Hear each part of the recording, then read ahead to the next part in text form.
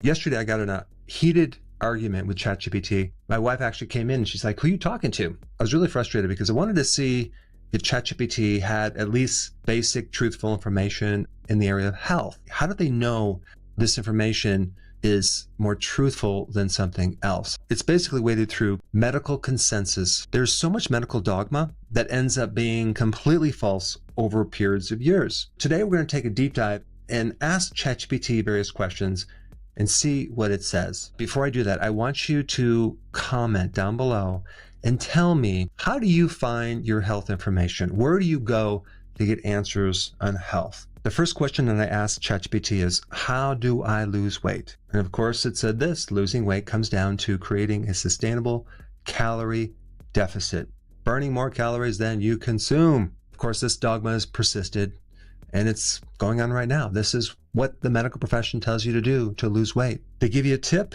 A good starting point is to reduce your intake by 300 to 500 calories per day. And let's just say you did reduce 500 calories. You're just going to be so hungry because you're not going to actually tap into your fat supply. You're going to be dependent on the calories from the food coming in because you're running on carbs. Then I asked ChatGPT, what is the best diet for health? Number one, the Mediterranean diet. Of course, it's lots of vegetables, fruits, legumes, and whole grains, moderate fish and poultry.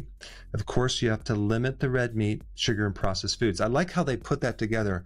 Limit red meat, sugar, and processed foods, like they lump those three together because they're all of equal importance to avoid. Look at this, optional, moderate red wine. For women, that's 1 glass per day. For men, it's 2 glasses of alcohol per day. First of all, if you're recommending a diet good for health and you're actually recommending alcohol, explain to me how that's going to make anyone healthy. The second diet is, of course, plant-based. Here we got the same old recommendations. Okay, flexitarian diet. This is mostly plants with a moderate amount of protein. Same thing, lean proteins. And then we have the DASH diet for blood pressure, more grains, lots of vegetables, fish and lean meat, same old, but now we're going to lower your sodium as well, right? Sodium has been found not to cause high blood pressure unless someone's super sensitive and low in potassium. There's just as many, if not more, problems with low sodium, especially if you're going low carb, because when you lower your sodium, you're going to have weakness in the muscle and the nervous system.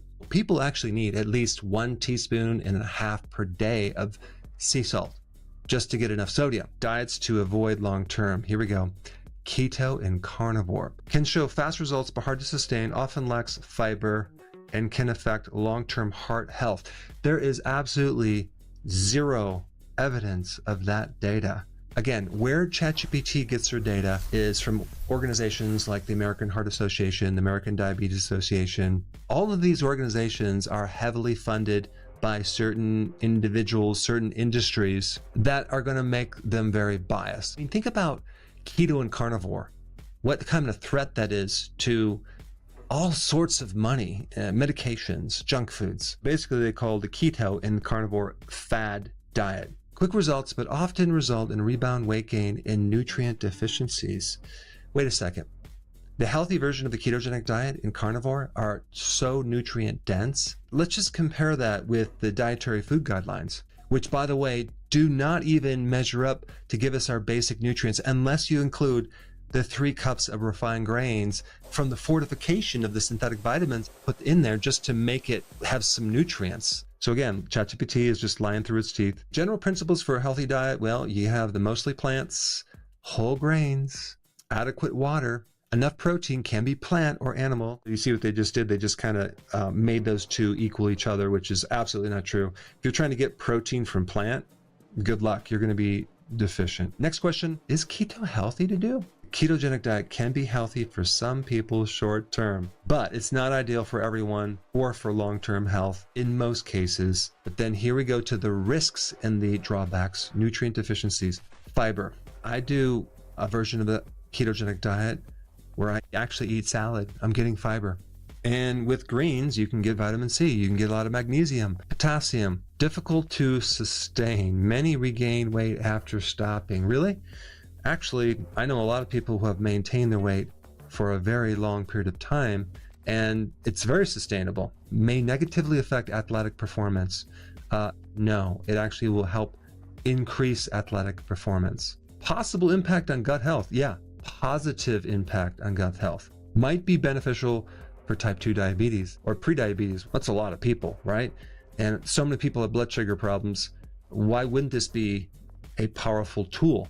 What is the best way to lower my cholesterol? More fiber, their version of healthy fats, but replace saturated fats with unsaturated fats. In other words, we're going to recommend the heart-healthy seed oils instead of the saturated fats. Again, this is just completely outdated dogma that is, yes, it's general consensus, but it's completely outdated and false. Limit red meat and full-fat dairy. That would be a mistake. Replace some animal proteins with plant-based proteins. Plants don't have complete proteins. The protein you get from plants is far inferior than the protein you get from animal products. Reduce dietary cholesterol. Limit foods such as egg yolks, shellfish, organ meats. Just ignore that because cholesterol is needed to make bile.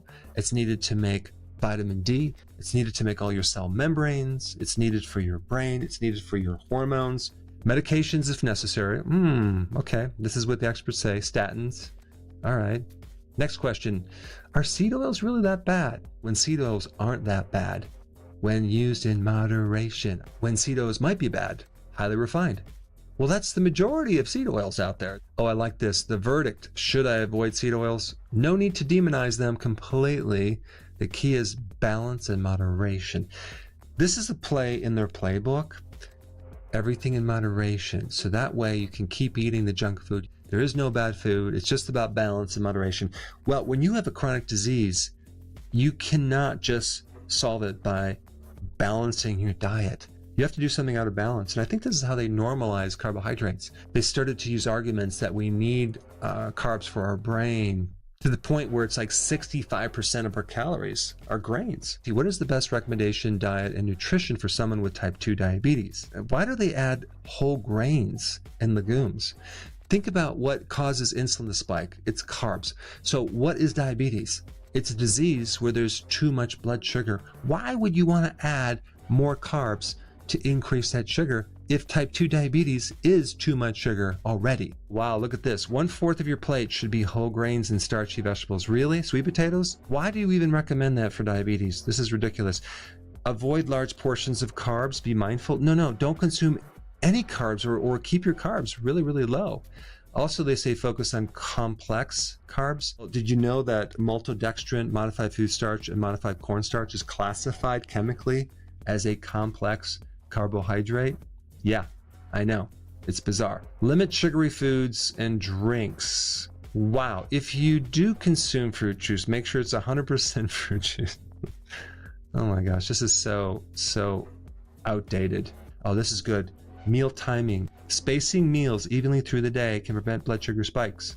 Consider smaller, more frequent meals. No, we don't want a lot of spikes. The more you eat anything, the more you spike insulin. So this is going to contribute to diabetes, not inhibit it. With type 2 diabetes, you do not need to balance your carbohydrates. That's bad advice. You need to bring your carbs way down to as close to zero as possible. Of course, I asked the question, what about red meat? Is it healthy or unhealthy? So it brings up the risks of red meat, especially processed meat. It's interesting how they always combine red meat with processed meat.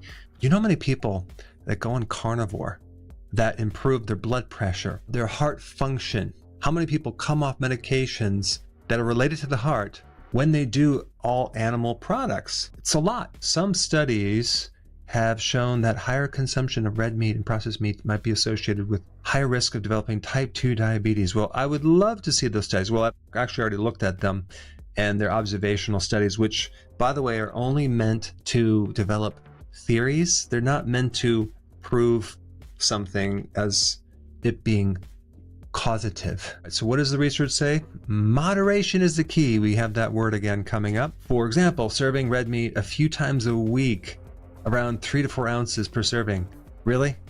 No, I consume red meat almost every single day. How much red meat is healthy? Well, the American Heart Association, which by the way, is a private corporation funded by big food. I'm talking about the junk food industry as well as big pharma. You really think that the American Heart Association can be independent and stay independent? No, they can't. American Heart Association recommends limiting red meat in no more than 1 to 2 servings per week, with each serving being around 3 to 4 ounces. This is actually valuable information to find out what they're recommend you don't do so you can start doing it. I think that would be the only use.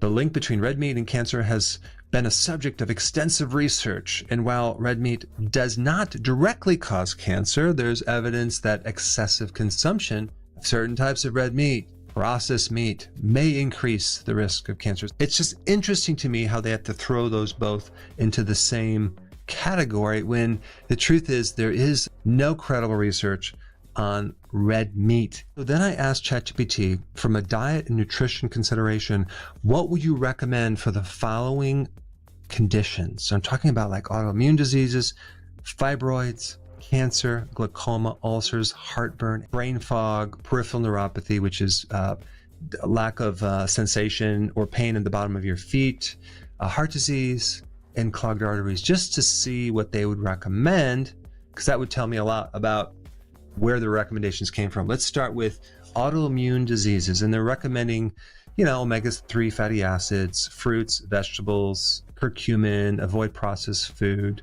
gluten, nightshade vegetables. That's fine, but none of that is going to put your autoimmune disease in remission. To put any autoimmune condition into remission, you have to do two things. You have to really raise your vitamin D levels to a therapeutic dose, because vitamin D helps prevent the immune system from making a mistake and attacking its own tissues instead of a microbe or a pathogen. You need a lot of vitamin D. It's called the Coimbra protocol. Instead, they have other things that are okay, but they're not significant in putting your autoimmune disease back in remission. Cancer, they're going to recommend plant-based, vegetables, cruciferous, healthy fats, etc., depending on how severe your cancer is.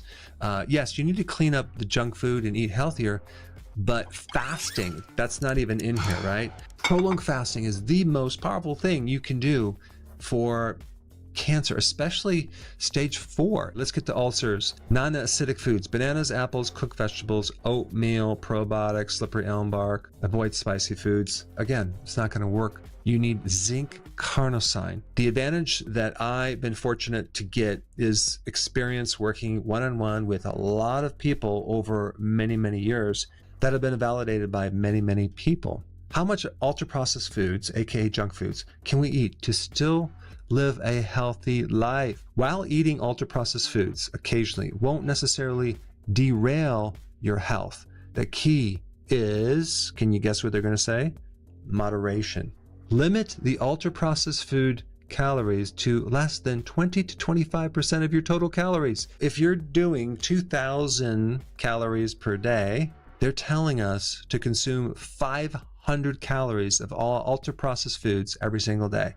Well, we have Pop-Tarts.